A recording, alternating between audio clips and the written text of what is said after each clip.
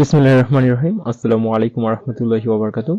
SSC জৈব রসায়ন সিরিজে তোমাদের সকলকে স্বাগতম। আমি হচ্ছে তোমাদের যে জীবাশ্ম অধ্যায়টা রয়েছে সেটার পুরোটাকে খুবই সহজভাবে উপস্থাপন করার চেষ্টা করব।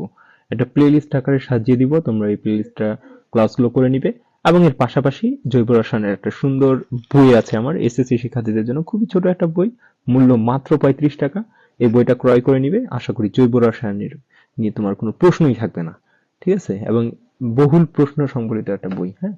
এবং এই পিডিএফ গুলো তো অবশ্যই অবশ্যই ক্লাস করার জন্য খাতা কলম নিয়ে বসে পড়তে হবে কিন্তু, কারণ নোট ছাড়া কিন্তু ক্লাসগুলো বলতে পারো অনর্থক। ঠিক আছে? বসবা, নোট করবা। দেখো, মূলত আজকে যে টপিকটা আমরা রাখছি আজকে হচ্ছে অ্যালকেন থেকে, হ্যাঁ, অ্যালকেন থেকে কিভাবে তুমি জৈব অ্যাসিড প্রস্তুত করবে সেই বিষয়গুলো নিয়ে আজকে আমরা পড়াশোনা করব। ঠিক আছে? তো আমরা ক্লাসটা শুরু করতেছি। হ্যাঁ, প্রথমে আমরা দেখতে পাচ্ছি ভাই, একটু জাস্ট ওয়েট, কালার সিলেক্ট করি। ওকে, ঠিক আছে। অ্যালকেন থেকে সরাসরি আসলে জৈব অ্যাসিড পাওয়া যায় না, এই কথাগুলো কিন্তু আমি এখানে বলে দিচ্ছি, আর নোটটা এমন ভাবে সাজানো আছে রিডিং পড়লেও বোঝা যাবে। এখন অ্যালকেন থেকে কিন্তু সরাসরি জৈব অ্যাসিড তুমি পাবা না, তাহলে কিভাবে করতে হবে? ধাপে ধাপে। যেমন দেখো, আটা থেকে কি সরাসরি পরোটা তুমি পাবা? না। আটা থেকে যদি কল্পনা করি, ধান থেকে বা ভুট্টা থেকে যদি কল্পনা করি, বা গম থেকে কিন্তু সরাসরি পরোটা পাওয়া যায় না, কয়েকটা ধাপ অবলম্বন করতে হয়। প্রথমে তোমার গমগুলোকে ভাঙতে হবে, তারপর হচ্ছে এগুলোকে আটায় রূপান্তরিত করতে হবে, তারপরে কিন্তু তুমি আরো কয়েকটা ধাপে ধাপে তেল দিয়ে ভাজা থেকে শুরু করে একদম শেষ পর্যন্ত যায় তুমি পরোটা হাতে পাবা। তার মানে কয়েকটা ধাপ কিন্তু তোমাকে অবলম্বন করতে হয়েছে, তাই না? এটা ব্যাপারটা আসলে আমের মতো না যে আম আমি গাছ থেকে পারলাম, ছিললাম, হয়ে গেল। হ্যাঁ, এরকম না। তো অ্যালকেনটাও তুমি বলতে পারো ওই যে গম থেকে যেমনি পরোটা পাচ্ছ সেরকম কয়েকটা ধাপ অবলম্বন করতে হবে। তো এই ধাপগুলো নিয়ে আজকে আলোচনা করব, খুবই সহজে হয়ে যাবে। মনোযোগ দিয়ে জাস্ট একটু শুনবা, হ্যাঁ, এবং দেখবা। তো এখানে বলে দিছি, তবে ধাপে ধাপে রূপান্তরের মাধ্যমে জৈব অ্যাসিড কি করা যায়? প্রস্তুত করা যায়। আর আরেকটা কথা মাথায় রাখবা, এই জৈব অ্যাসিডকে কিন্তু ফ্যাটি অ্যাসিডও বলা হয়। ঠিক আছে? হ্যাঁ। তো নিচে ধাপ ও বিক্রিয়া সহ ব্যাখ্যা করা হলো। দেখো, ধাপ এক হচ্ছে, প্রথমে আমি আগে সকল ধাপগুলো তোমাদেরকে একবার খেয়াল করাই দিই, তারপরে এই ধাপগুলোর ভিতরে আমরা যাচ্ছি। দেখো, নিচে আমি উপসংহার দিয়ে লিখে রাখছি যে অ্যালকেন থেকে সর্বপ্রথম আমরা alkyl halide alkyl halide sorry অ্যালকেনটাকে সর্বপ্রথম আমরা অ্যালকাইল হ্যালাইডে রূপান্তর করব। হ্যালাইড মানে জানো, ওই যে fluorine, chlorine, bromine, iodine, halogen যে মৌলগুলো রয়েছে গ্রুপ 17, সেগুলোকে আমরা কি বলে থাকি বলতো? এগুলোকে বলে থাকি হ্যালাইড মূলক। এইগুলো হচ্ছে অ্যালকাইল মূলকে যুক্ত করব। অ্যালকেন থেকে অ্যালকাইল ফের কিভাবে পাবো? এগুলো তো পূর্বের ক্লাসে বলে দিয়েছিলাম, যে অ্যালকেন থেকে একটা হাইড্রোজেনকে অপসারণ করে সেখানে যদি কোনো হ্যালোজেন মৌলকে যুক্ত করে দাও, তবে সেটাকে আমরা অ্যালকাইল হ্যালাইড বলবো। ঠিক আছে? এই অ্যালকাইল হ্যালাইডকে তারপর আমরা অ্যালকোহলে রূপান্তর করব। এই অ্যালকোহলকে পরবর্তীতে আমরা অ্যালডিহাইডে রূপান্তরিত করব, এবং সর্বশেষ জৈব অ্যাসিড। তো খুবই সহজ প্রক্রিয়া। আর একটা মজার বিষয় যেটা ভাই, মজার বিষয় হচ্ছে এই যে অ্যালকোহল থেকে অ্যালডিহাইড এবং এই অ্যালডিহাইড থেকে আবার কি জৈব অ্যাসিড রূপান্তর করাটা খুবই সহজ। দুইটোর ক্ষেত্রে আমরা জাইমান যে অক্সিজেন আছে, জাইমান অক্সিজেনকে জাস্ট সংবলিত করে দিব, জাইমান অক্সিজেনকে যুক্ত করে দিলেই আমরা পেয়ে যাব। তবে ভিন্ন ভিন্ন কিছু প্রভাবক জাস্ট ব্যবহার করতে হবে। তার মানে বোঝা যাচ্ছে অ্যালকোহল থেকে অ্যালডিহাইড এবং অ্যালডিহাইড থেকে জৈব অ্যাসিড খুবই সহজ প্রক্রিয়া। তাহলে আমাদেরকে শিখতে হবে অ্যালকেন থেকে কিভাবে অ্যালকাইল হ্যালাইড করি এবং অ্যালকাইল হ্যালাইড থেকে কিভাবে অ্যালকোহল করব। এই দুটো খুবই সহজ। অ্যালকেন থেকে আবার অ্যালকাইল হ্যালাইড রূপান্তর করাটাও খুব সহজ প্রক্রিয়া। ঠিক আছে? তাহলে মোটামুটি কয়টা ধাপ? এই যে এখানে আমাদের একটা ধাপ, এখানে একটা ধাপ, এখানে একটা, এবং এখানে একটা, মোট কয়টা ধাপ দেখতে পাচ্ছি? 4টা। তো আমরা ধাপগুলোতে ফিরে আসি।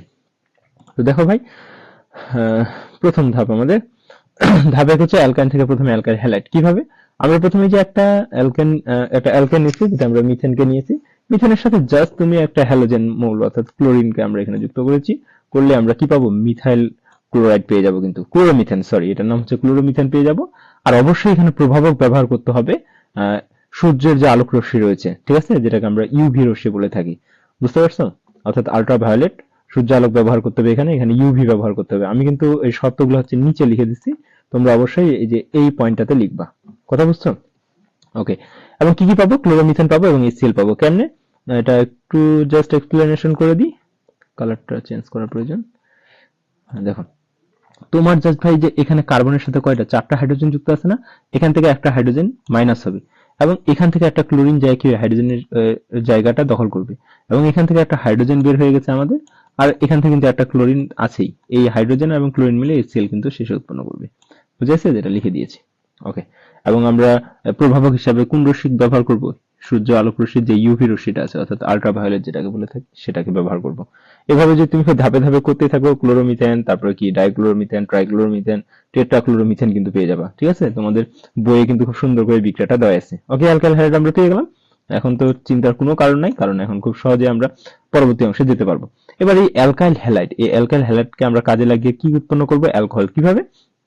অ্যালকাইল হ্যালাইডের সাথে তোমাকে যুক্ত করতে হবে পটাশিয়াম হাইড্রোক্সাইডের জলীয় দ্রবণ। পটাশিয়াম হাইড্রোক্সাইডের কোন দ্রবণটা নিতে হবে? জলীয়।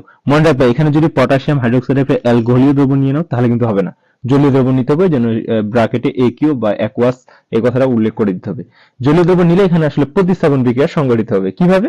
দেখতে পাচ্ছ আমাদের যে ক্লোরিন আছে, এই ক্লোরিন মশাইকে কি করবে বলতো? আমাদের যে হাইড্রোক্সিল মূলকটা আছে, এই হাইড্রোক্সিল মূলক ক্লোরিন মশাইয়ের জায়গাটা দখল করে নেবে। এখন ক্লোরিন তো একা হয়ে যাবে, ক্লোরিন তখন কি করবে? রাগ করে আবার এই পটাশিয়ামের সাথে এসে কিন্তু যুক্ত হয়ে কেসিএল গঠন করবে। কথা বুঝছো? খুবই সহজ জিনিস, যেটা একটা কি লবণ। ওকে, এরপর নিচে যাই।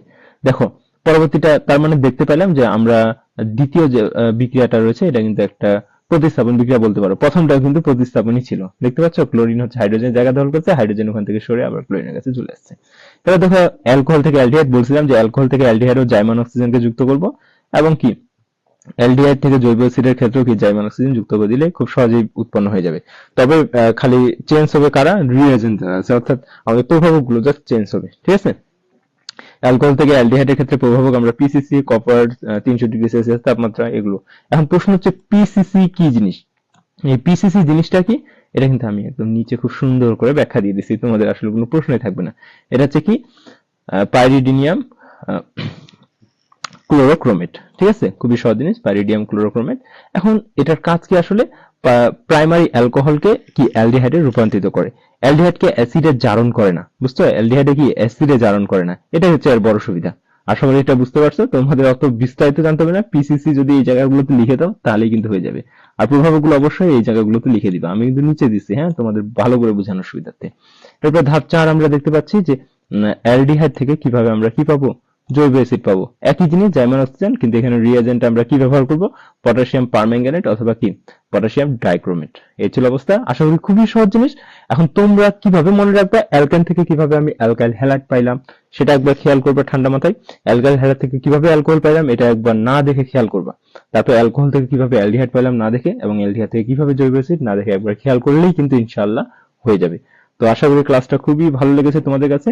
এখনই ঝটপট, এখনই, হ্যাঁ, তোমরা একবার লিখে ফেলো। ক্লাসের সময়টা আমি 10 মিনিট নিলেও বাস্তবে কিন্তু 10 মিনিট আসলে যায়নি। আমি তোমাদের যাতে মনে থাকে ওই জন্য একটু বেশি বেশি কথা বলার চেষ্টা করছি। এবার ঝটপট একটু খেয়াল করে ফেলো।